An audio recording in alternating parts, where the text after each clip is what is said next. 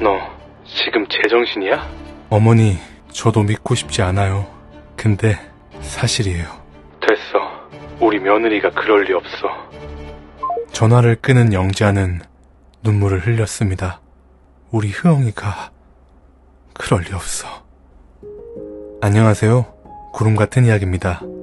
오늘은 베트남 며느리와 그 며느리를 지극정성으로 아낀 한 어머니에 대한 이야기입니다. 아들은 무엇을 받길래 며느리를 조심하라고 했을까요?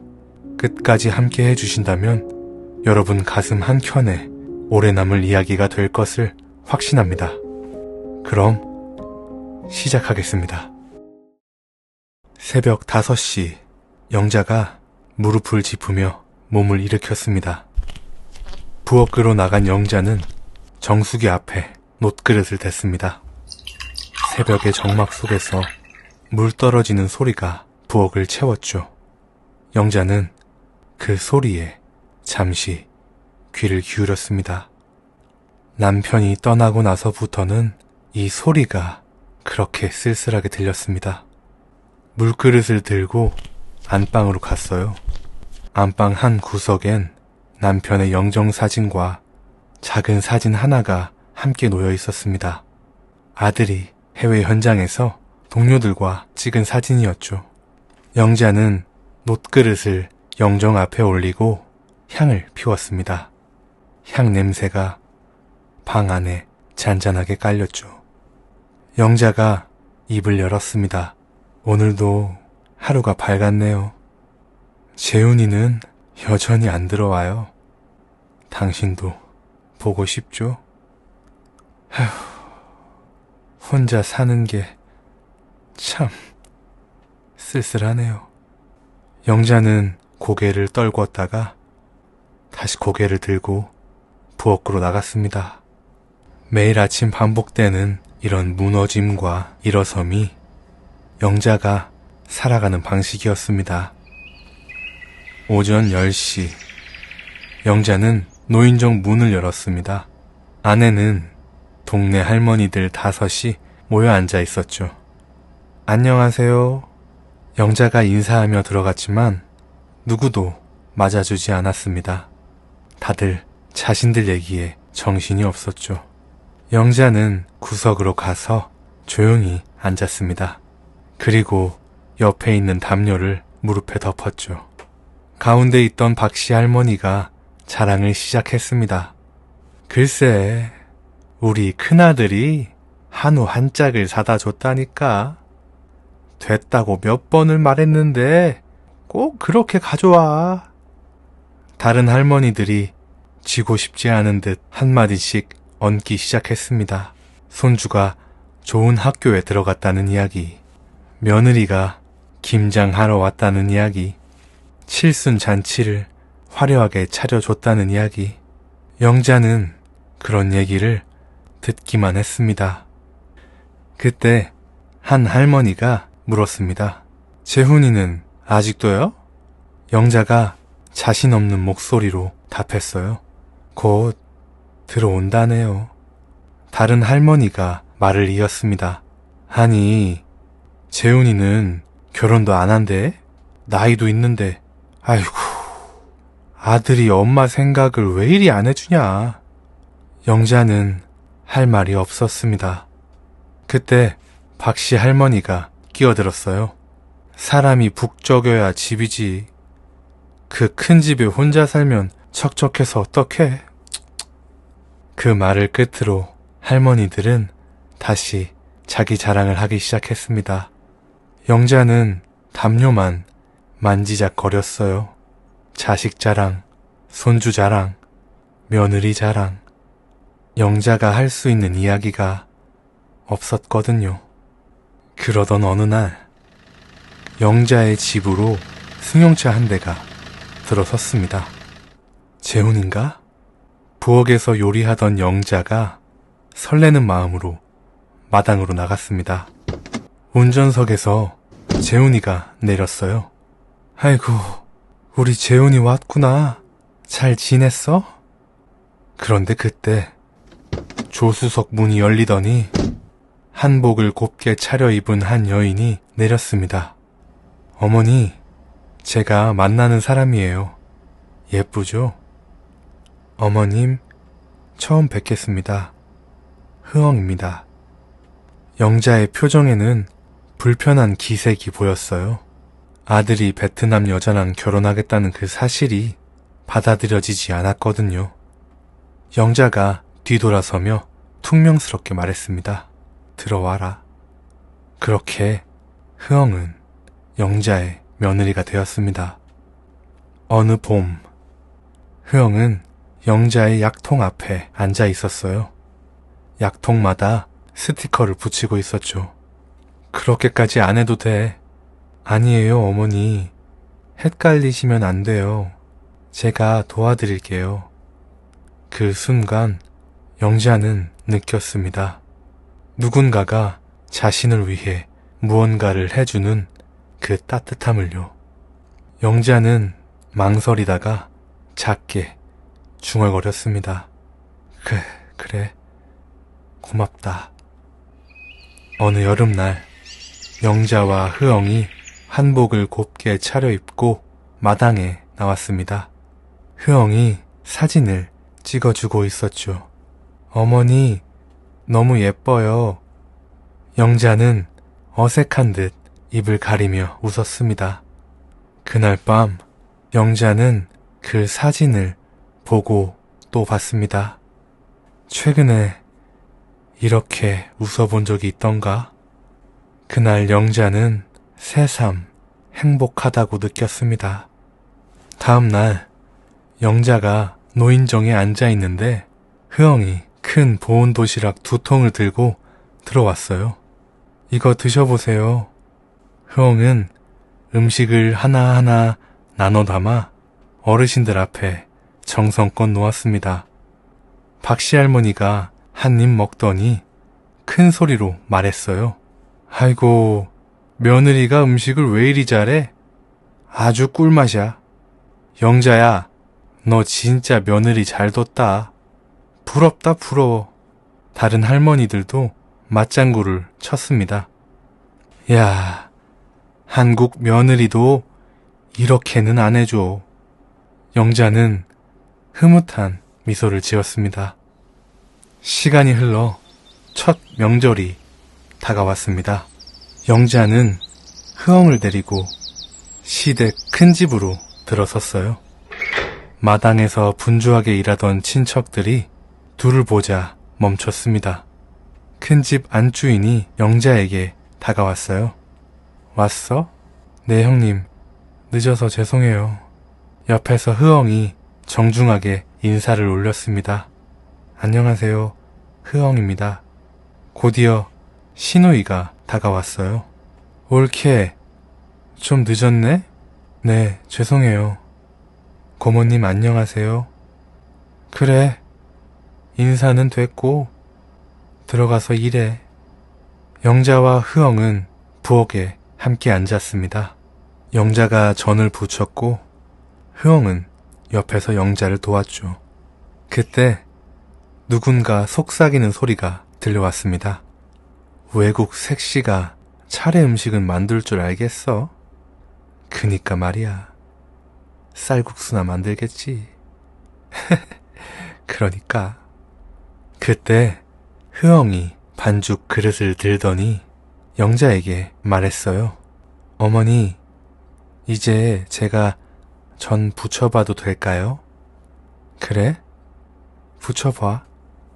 흐엉은 차분하게 전을 부치기 시작했습니다.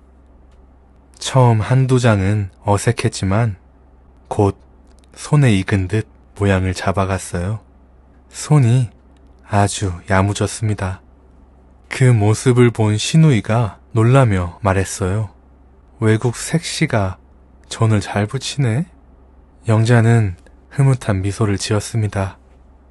차례가 끝나고 모두 마루로 옮겨 앉았어요. 남자들은 술잔을 들었습니다. 술상에는 약과며 식혜며 음식들이 가지런히 놓여 있었죠. 시누이가 영자에게 말했어요. 베트남에선 시어머니 모실 줄 모르잖아. 일일이 가르쳐주고 있는 거야? 친척들의 비웃음 소리가 들렸습니다. 큰엄마가 한마디 보탰어요. 그러게, 내 친구 집에도 베트남 며느리가 들어왔는데 시집살이 못 견뎌서 도망갔다더라. 어머, 어머 하는 소리가 마루를 가득 찼습니다. 그때 흐엉이 자리에서 일어났어요. 아무 말도 하지 않고 아주버님 쪽으로 천천히 걸어갔습니다. 아주버님의 빈 술잔을 바라보더니 정중하게 술을 따라 주었습니다. 한 잔 받으세요. 아주버님이 당황하며 말했어요. 그래, 고맙다. 흐엉은 심애부의 술잔에도 술을 따라 주었습니다. 그래, 고마워. 그리고 흐엉은 시누이 앞으로 갔어요. 식혜 한 잔 더 드세요. 시누이도 어색하게 답했습니다. 그래. 흐엉은 큰 어머니를 향해 자세를 낮추며 말했어요. 떡이 모자른데 부엌에서 더 가져올게요. 그래. 흐엉은 떡 한 접시를 들고 돌아와 상 위에 올려놨습니다. 시누이가 놀란 표정으로 말했어요. 며느리 노릇 곧 잘하네. 올케가 가르쳐준 거야? 네, 제가 많이 부족해서 어머님께서 가르쳐 주세요. 친척들이 눈빛을 주고받았습니다. 그리곤 누군가 작게 한마디를 흘렸죠. 며느리 잘 봤네. 흐엉은 자기 자리로 돌아와 앉았습니다. 영자는 흐엉의 손을 꼭 잡아주었어요. 흐엉의 손이 떨리고 있었습니다. 그 순간 영자는 느꼈어요. 이 아이가 소중하다고. 며칠 뒤 영자가 안방에서 흐엉을 불렀습니다. 흐엉아, 잠깐 들어와 봐라. 네, 어머니. 흐엉이 안방으로 들어섰습니다. 일로 와서 앉아봐. 영자가 보자기 하나를 꺼냈습니다. 보자기를 정성스럽게 풀자 통장 2개와 종이 1장이 나왔습니다.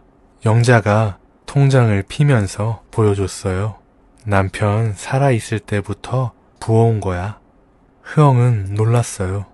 지금껏 살면서 본 적 없는 큰 돈이었거든요.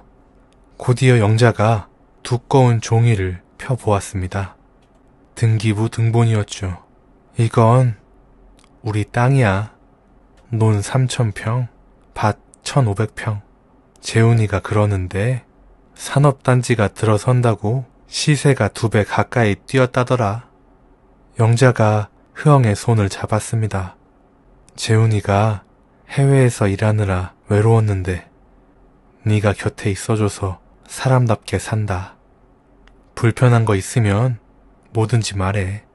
사고 싶은 거 있으면 언제든 말하고 내가 다 해줄 테니까. 그리고 베트남 식구들 어렵다고 들었는데 힘들면 말해. 내가 도와줄게. 흐엉의 눈에 눈물이 고였습니다.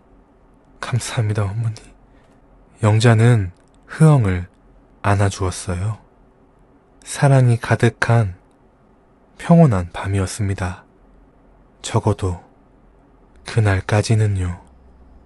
다음날 새벽, 누군가 안방 문을 두드렸습니다. 어머니, 들어가도 될까요? 흐엉의 목소리였습니다. 그래, 들어와. 흐엉은 천천히 들어오더니 무릎을 꿇었습니다. 그녀의 손은 덜덜 떨리고 있었죠. 너 왜 그래? 흐엉이 한참을 머뭇거리다 덜덜 떨리는 목소리로 입을 열었습니다. 어머니, 부탁이 있어요. 부탁? 베트남에 오빠가 있어요. 오빠가 빚을 크게 졌어요. 나쁜 사람들이 죽이려고 해요. 한국에 데려오고 싶어요. 영자는 고민했습니다. 빚을 지고 죽이려 한다니 뭔가 내키지 않았습니다. 하지만 흐엉의 눈빛을 보니 거절할 수 없었습니다. 그래, 데려와. 감사합니다, 어머니. 그런데 남편한테는 비밀로 해주세요. 어? 재훈이한테? 네, 남편이 싫어할 거예요. 어머니한테 피해 준다고 생각할 거예요. 오래 안 있을 거니까 제발 비밀로 해주세요. 영자가 한숨을 길게 내쉬었습니다. 집에 들이는 것도 내키지 않는데 재훈이한테까지 비밀로 하라고? 하지만 결국 고개를 끄덕였습니다. 그래, 말 안 할게. 데려와. 며칠 후 영자와 흐엉은 인천공항에 섰습니다. 공항은 사람들로 북적였어요. 캐리어를 끄는 소리, 안내방송 소리가 사방에서 들려왔죠. 잠시 후 베트남에서 온 승객들 한 무리가 입국장을 빠져나오기 시작했습니다. 그때 한 남자가 두 사람에게 다가왔어요. 단정한 차림에 얼굴이 그을린 베트남 남자였습니다. 그 남자는 영자를 보며 짧은 한국말로 인사했죠. 어머니, 또한입니다. 그 말을 끝으로 또한이 큰 절을 하려 하자 영자가 막았어요. 아이고, 됐어요, 됐어. 일어나요. 괜찮아요, 괜찮아. 난 다 괜찮으니까 당분간 우리 집에서 편하게 쉬어요. 그렇게 또한은 영자의 집에 들어왔습니다. 며칠 후 점심, 영자는 점심 준비를 위해 밭에서 물을 뽑고 있었어요. 그 모습을 본 또한이 호미를 들더니 옆으로 왔습니다. 영자는 또한을 보며 피식 웃었어요. 호미질이 어설펐거든요. 그렇게 하면 무가 부러져요. 영자가 호미를 잡고 자세를 가르쳐 줬어요. 이렇게 옆을 살살 파면서 들어 올려야지. 또한이 영자의 자세를 예의주시하더니 그대로 따라했습니다. 이렇게 맞아요? 영자는 그 모습을 보며 크게 웃었습니다. 아유, 처남이 손이 영 야물지 못하네. 점심시간, 세 사람이 식탁에 둘러앉았습니다. 또한이 영자가 만든 김치를 한 입에 베어 물더니 환하게 웃었어요. 김치 맛있어요. 영자가 뿌듯해했습니다. 그래요? 잘 먹어서 보기 좋네요. 그거 묵국이에요. 그거 맛있을 거야. 먹어봐요. 또한이 묵국을 한 입 뜨더니 눈이 동그래졌습니다. 너무 맛있어요. 그때 흐엉이 잘 익은 고기를 또한에게 건넸어요. 제육볶음이야. 또한이 감탄했습니다. 최고, 최고. 그 모습을 보며 영자와 흐엉은 해맑게 웃었습니다. 오랜만에 북적이는 가족의 밥상이었습니다. 한편 베트남 호치민의 외곽, 재훈과 동료들이 한 백반집에 들어섰어요. 타지에서 일하는 한국 사람들이 모이는 그런 식당이었죠. 식사를 하면서 일 얘기가 오갔어요. 그러다 동료 한 명이 재훈에게 물었습니다. 재훈아, 우리 아직도 너 마누라 한 번도 못 봤다? 그렇게 예쁘다며? 다른 동료가 말을 이었습니다. 그러니까 좀 보여줘봐. 재훈이 핸드폰을 꺼냈습니다.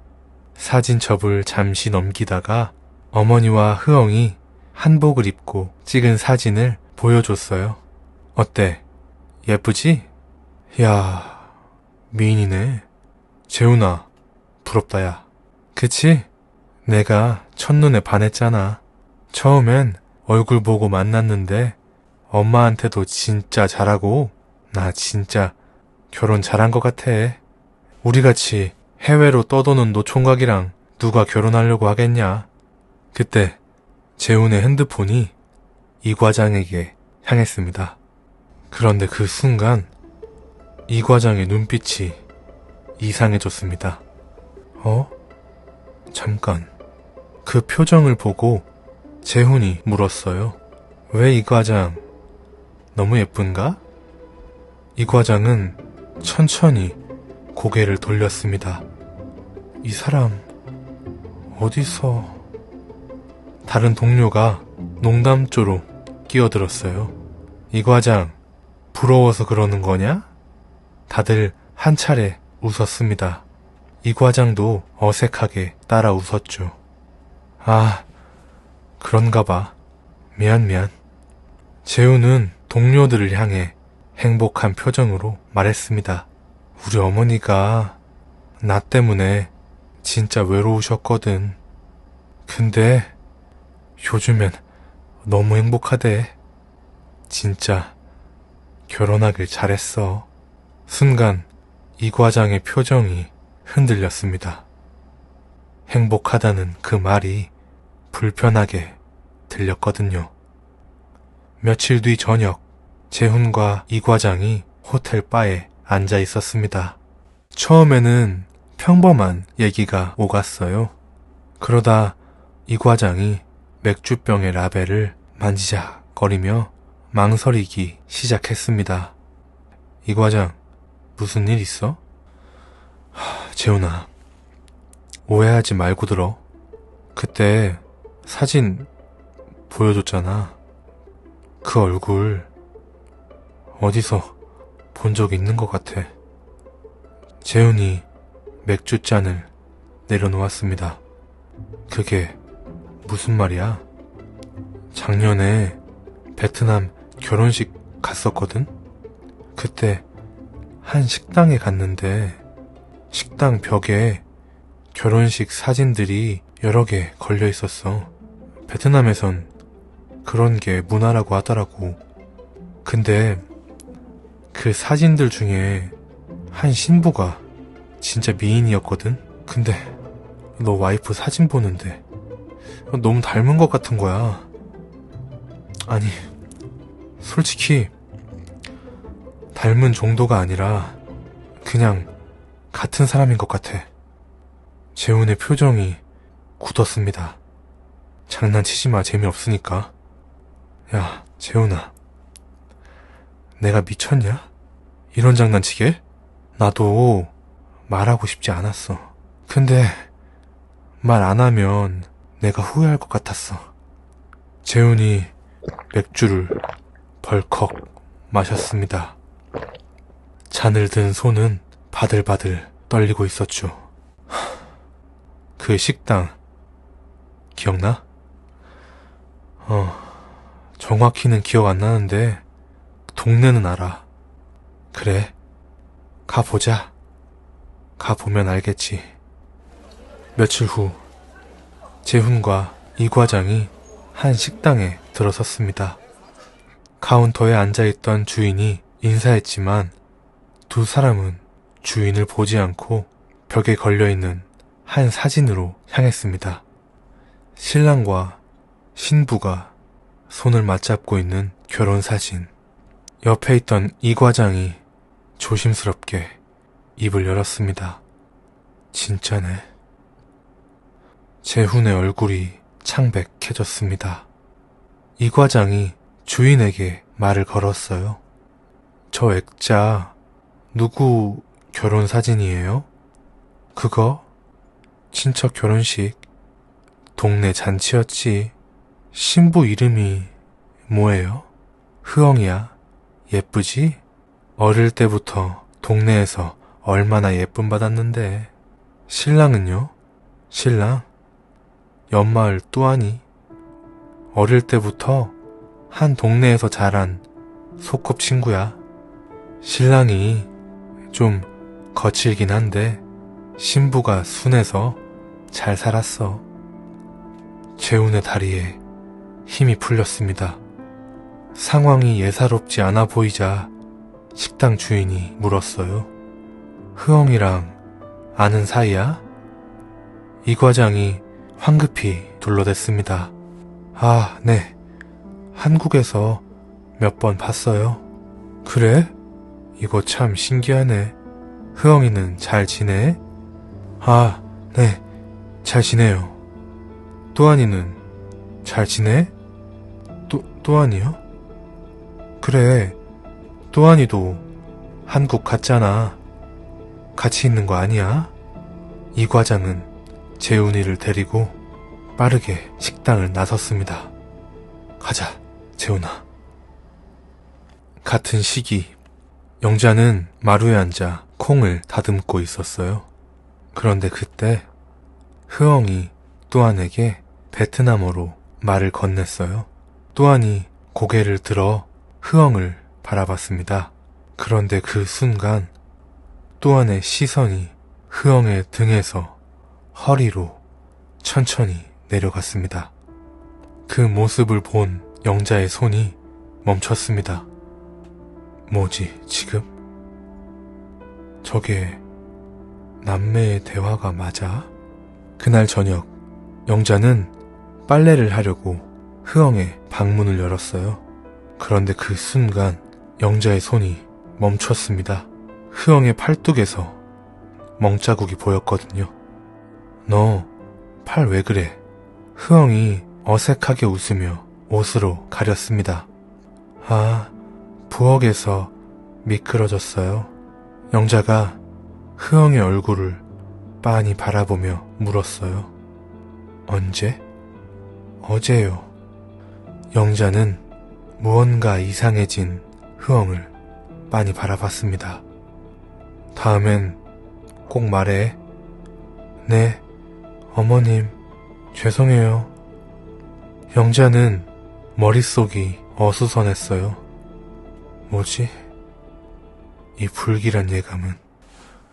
그날 밤, 영자가 안방에 누워있는데 핸드폰이 울렸습니다. 이 시간에 웬 전화? 여보세요? 재훈이니? 무슨 일이야? 핸드폰 너머에서 재훈의 한숨이 들려왔습니다. 왜 그래? 왜 한숨 쉬어? 무슨 일인데? 지금 어디세요? 나? 집이지. 혼자 있는 거 맞죠?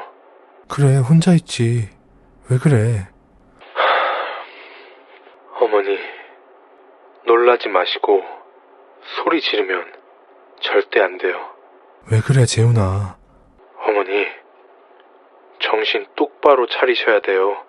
아셨죠? 알겠어. 대체 무슨 일인데? 흐엉이가 베트남에 남편이 있어요. 영자의 얼굴이 충격으로 일그러졌습니다. 그게 무슨 소리야? 재훈아, 너 술 마셨니? 재훈은 모든 걸 말하기 시작했습니다. 영자는 충격으로 정신이 몽롱해졌습니다. 어머니, 혹시 흐엉이가 딴 남자 만나는 거 본 적 있으세요? 남자? 그게 무슨 소리야? 매일 나랑 같이 있었는데. 어머니, 흐엉이 남편도 얼마 전에 한국으로 들어갔대요. 뭐? 영자의 머릿속에 한 남자가 떠올랐습니다. 또한 영자는 너무 혼란스러웠어요. 자신이 가장 믿는 며느리 흐엉이 결혼을 했고 그의 남편이 자기 집에 들어왔다니 너무 거짓말 같고 믿을 수 없었습니다. 영자는 재훈에게 물었어요. 재훈아, 네가 잘못 본 거 아니야? 사람 얼굴 닮은 게 어디 한둘이니? 너도 알다시피 우리 흐엉이가 그럴 리 아니잖아. 그 애가 우리한테 어떻게 했는지 너도 잘 알잖아. 어머니, 저도 믿고 싶지 않아요. 근데 증거가 있다고요. 재훈아, 너 여자 생겼니? 네? 너 멀쩡한 흐엉이 흠잡으려고 그러니? 재훈은 당황했습니다. 어머니가 믿지 않을 거란 생각은 1도 하지 못했거든요. 그만큼 어머니에게 흐엉은 소중한 존재였던 겁니다. 어머니, 저 날 박는 대로 한국 갈 거예요.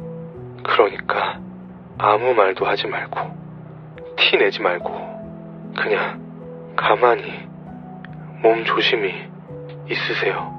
아셨죠? 그래, 와서 마저 얘기하자. 끊는다. 전화를 끊은 영자는 눈물을 흘리기 시작했습니다. 이게 대체 무슨 일이야. 아무리 생각해도 재훈이가 거짓말을 할 리가 없었습니다.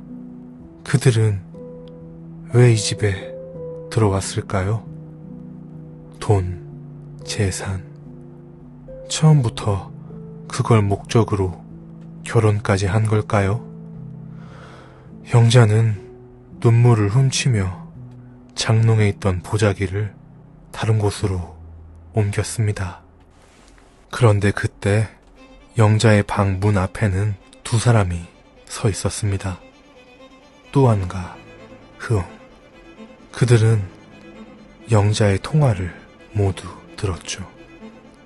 또한이 흐엉을 쳐다봤습니다. 그는 더 이상 살가운 또한이 아니었습니다. 가면을 벗은 악마의 얼굴. 더 이상 시간이 없어. 내일 안으로 모든 걸 끝낸다. 다음날 새벽 손님 방에 두 사람이 함께 있었습니다. 흐엉은 무릎을 꿇고 울고 있었고 또한은 약병을 들고 있었습니다. 또한이 흐엉의 얼굴 앞에 약병을 가져가며 말했습니다. 아침에 어머니 약 줄 때 이것도 줘. 흐엉의 입술이 마른 종이처럼 파르르 떨렸습니다. 오빠, 그건 안 돼. 우리 그러지 않기로 했잖아. 장난해? 너 정신 안 차려? 너네 부모 다 잊었어? 우리 빚 못 갚으면 가족들 다 죽어. 흐엉이 크게 울기 시작했습니다. 하나니면 돼. 알겠어? 그러면 집으로 돌아갈 수 있다고. 창문 너머로 어둠이 묽어지고 있었습니다. 곧이어 부엌에서 영자의 발걸음 소리가 들려왔습니다. 이제 그들의 마지막 하루가 시작됐습니다. 어머니, 안녕히 주무셨어요? 흐엉이 부엌으로 나와 영자에게 인사했어요.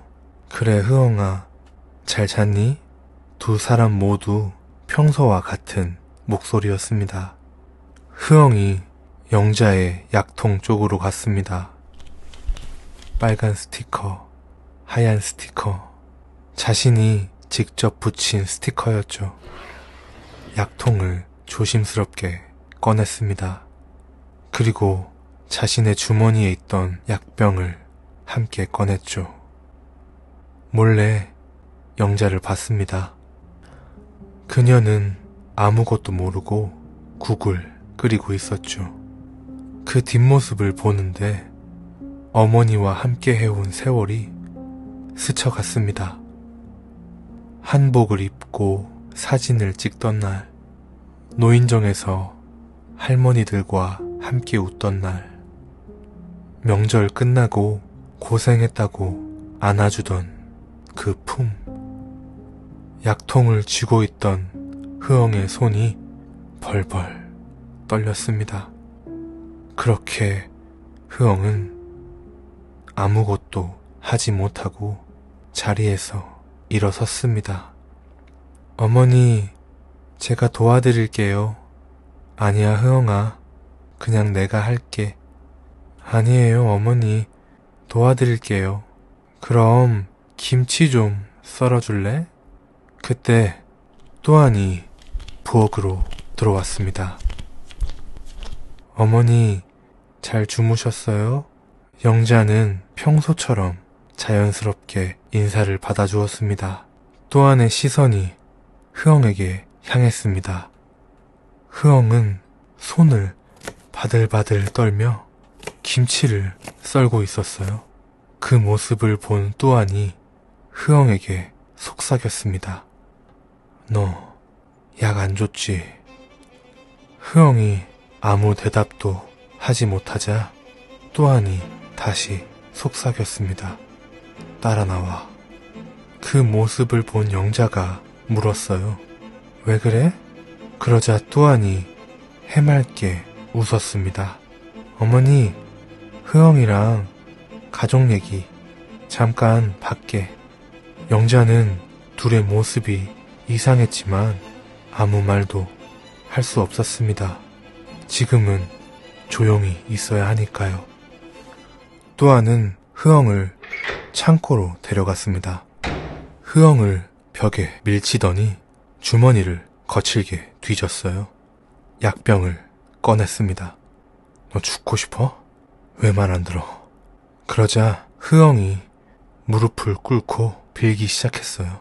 나 못하겠어. 빚은 우리가 갚자.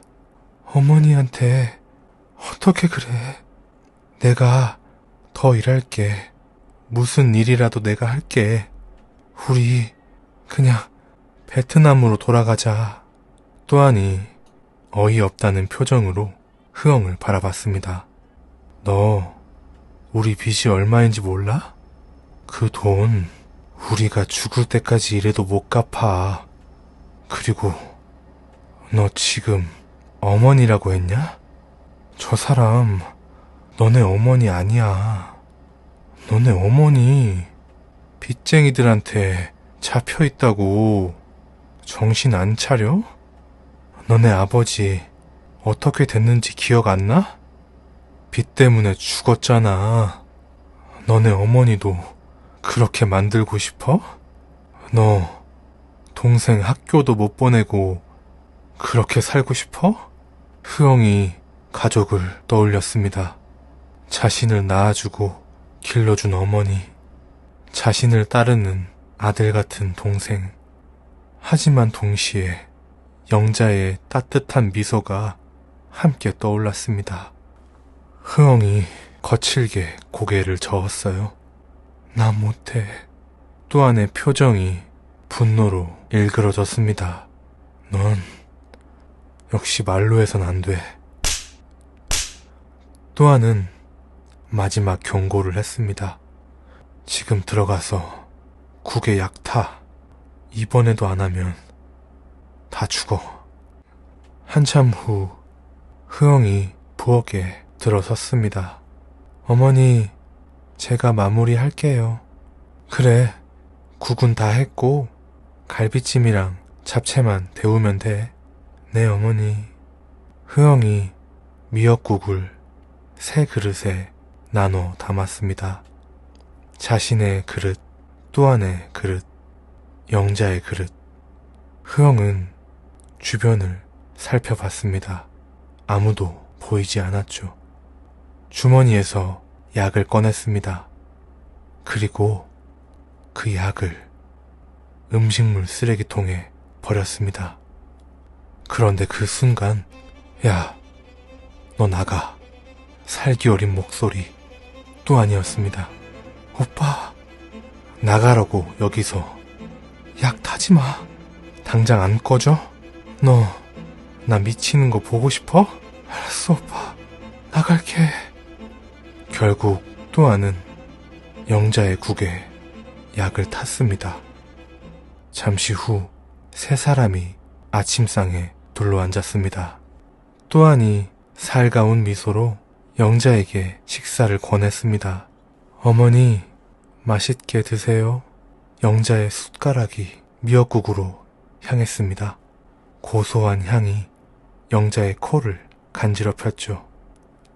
그런데 영자의 손이 더 이상 움직이지 않았습니다. 뭔가 불길한 예감이 들었거든요.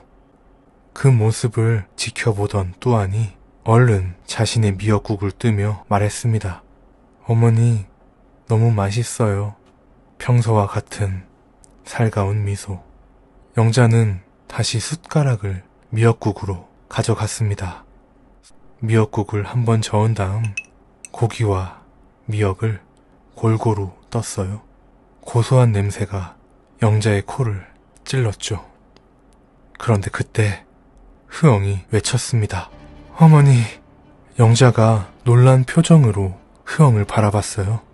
흐엉은 자리에서 일어나더니 영자에게 다가왔어요.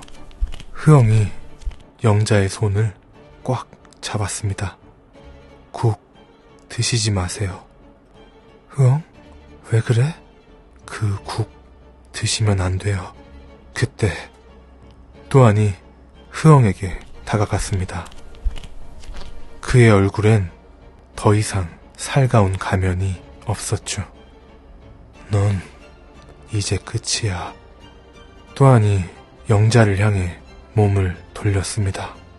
그리고 미역국을 가득 퍼서 영자의 입 앞에 가져댔어요. 먹어. 영자는 고개를 저었어요. 그러자 또한이 분노하며 영자의 머리채를 잡았습니다. 먹으라고. 그 순간 흐엉이 또한의 손을 강하게 내리쳤습니다. 또한은 이제 완전히 이성을 잃었습니다. 큰 소리로 미친 듯이 욕을 하기 시작했고 주변을 두리번거리며 흉기를 찾기 시작했습니다. 그러자 흐엉이 영자의 미역국을 들었습니다. 그리고 자신의 입으로 넣기 시작했죠. 영자가 소리쳤어요. 흐엉아. 하지만 이미 미역국은 흐엉의 몸속으로 들어갔습니다. 흐엉은 눈물을 흘리며 말했어요. 죄송해요. 이래야 끝나요. 흐엉의 눈빛이 사라지더니 그대로 마루에 쓰러졌습니다. 흐엉아. 영자가 황급히 달려가 흐엉을 안았습니다. 사람 살려요. 누가 좀 도와주세요. 그런데 그때 또한이 영자의 입을 막았습니다. 시끄러워. 통장, 도장 가져와. 빨리. 영자는 울부짖었어요. 흐엉이부터. 하지만 또한은 그 말을 듣지 않았습니다. 통장, 빨리. 결국 영자와 또한은 비틀거리며 안방으로 들어갔습니다. 영자는 장롱 깊숙한 곳에서 보자기를 꺼냈어요. 또한이 내용물을 확인하고 재빨리 일어섰습니다. 그 순간 영자는 핸드폰을 들어 119를 눌렀어요. 그런데 또한이 보더니 영자의 손을 거칠게 내려쳤습니다. 안 돼. 어느새 또한은 밖으로 도망갔고 영자는 비틀거리며 흐엉 쪽으로 달려갔습니다. 흐엉아, 제발 누가 좀 살려줘. 우리 며느리 죽어요. 그런데 그때 밖에서 누군가가 체포당하는 소리가 들려왔습니다. 그리고 잠시 후 누군가가 집으로 뛰어들어왔죠. 재훈이었습니다. 재훈은 빠르게 상황을 파악하고 어머니에게 달려왔어요. 어머니, 괜찮아요? 다친 데 없어요? 빨리 119 불러. 우리 흐엉이 죽어. 며칠 후 중환자실.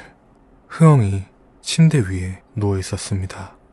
그녀의 얼굴은 며칠 사이 많이 야위어 있었죠. 영자가 중환자실로 들어섰습니다. 그녀의 눈엔 눈물이 맺혀 있었죠. 영자는 흐엉의 손을 꼭 잡았어요. 흐엉아, 나 왔어. 흐엉은 대답을 하지 않았습니다. 의사가 영자에게 말했어요. 마음의 준비를 하셔야 합니다. 아니에요. 우리 흐엉이 일어날 거예요. 그렇게 하루가 지나고 또 하루가 지나도 흐엉은 일어나지 않았습니다. 어느 날 밤 영자가 흐엉의 손을 잡고 말했어요. 그동안 고마웠다. 덕분에 행복했어. 미안해하지 않아도 돼. 엄마는 다 이해한다. 그런데 그 순간 흐엉의 손이 미세하게 떨렸습니다. 영자가 복도를 향해 소리쳤어요. 선생님, 흐엉이 움직였어요. 며칠 후 흐엉은 일반실로 옮겨졌습니다. 침대에 앉아 있을 수 있을 만큼 많이 회복되었죠. 입원실 안엔 흐엉과 영자, 재훈, 세 사람이 함께 있었습니다. 흐엉은 시선을 떨구고 있었어요. 영자와 재훈의 얼굴을 볼 수 없었거든요. 영자가 말했습니다. 괜찮으니까 다 말해봐. 어떻게 된 일이야? 흐엉의 눈물이 침대에 뚝뚝 떨어졌습니다. 저희 가족은 가난해요. 아빠는 도박을 하셨어요. 제가 16살 때 아빠가 또한네 집에 큰 빚을 졌어요. 못 갚으니까 저를 그 집에 보냈어요. 또한은 거칠었어요. 매일 맞았어요. 도망가고 싶지만 도망갈 수 없었어요. 저를 한국에 보낸 것도 또한이에요.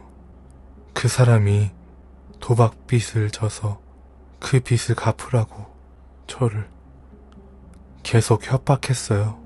돈 못 가져오면 가족들 다 죽인다고. 저도 무서웠어요. 하기 싫었어요. 어머니가 너무 좋고 한국이 좋았어요. 죄송해요, 어머님. 영자는 흐엉을 안고 토닥여 주었습니다. 괜찮아. 그날 밤 재우는 병원 복도에 혼자 앉아 있었어요. 핸드폰을 꺼내 사진첩을 천천히 넘겼습니다. 흐엉과의 추억들. 2년.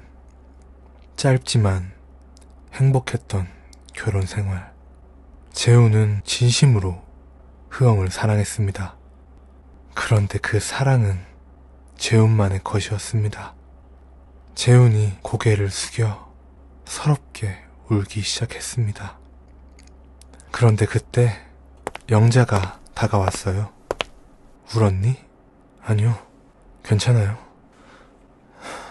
재훈아, 네 어머니. 흐엉이 어떻게 할 거니? 어떻게라뇨? 어머니, 사기 결혼이에요. 저 당했다고요. 다 가짜라고요. 그래, 나도 알아. 근데 재훈아, 저 아이 인생이 자기 마음대로 된 적이 있었니? 어머니, 어린 나이에 억지로 결혼하고 매 맞고 사람답게 살아본 적이 있겠니? 재훈은 아무 대답도 하지 못했습니다. 재훈아, 나 흐엉이 용서할 거다. 네? 네가 안 된다면 강요하지 않을게. 하지만 나는 어떻게 해서든 흐엉이 거둘 거다. 미안하다 재훈아. 영자는 그 말을 끝으로 다시 흐엉이 입원실로 들어갔습니다. 그렇게 혼자 남은 복도에서 재훈은 또다시 한참을 울었습니다. 며칠 뒤 흐엉의 입원실로 재훈이 들어섰어요. 그의 손엔 흐엉이 좋아하던 죽이 들려 있었죠. 흐엉은 여전히 고개를 숙인 채 말했습니다. 오셨어요? 재훈이 흐엉의 침대 옆에 앉았습니다. 흐엉, 우리 처음 만난 날 기억나? 나는 너 보자마자 너무 마음에 들어서 계속 얘기했는데 넌 한마디도 안 했잖아. 잘 웃지도 않고. 그때 난 네가 부끄러워서 그런 줄 알았어. 근데 그게 아니었던 거야. 그치? 흐엉이 눈물을 흘리며 고개를 끄덕였습니다.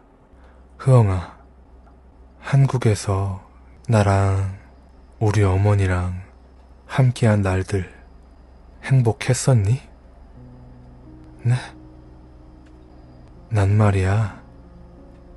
지금도 변함없어. 네가 행복했으면 좋겠다. 흐엉의 울음이 터졌습니다. 그동안 꼭꼭 숨겨왔던 서름과 고통이 한 번에 터져나왔죠. 재훈이 흐엉의 등을 토닥였습니다. 난 너와 함께한 세월들이 행복했어. 만약 너만 좋다면 한국에 계속 머물렀으면 좋겠는데 나 아직 너의 남편이야. 남편으로서 내 아내를 지키고 싶어. 몇 달 후 한국 법정에 흐엉이 섰습니다. 재훈이 고용해준 변호사와 나란히 앉아 있었죠. 검사가 일어나 기소 내용을 읽었어요.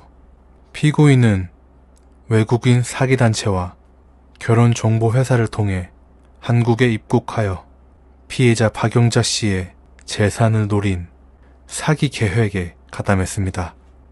또한 베트남에서 이미 결혼한 사실을 숨기고 한국에서 김재훈 씨와 혼인했습니다.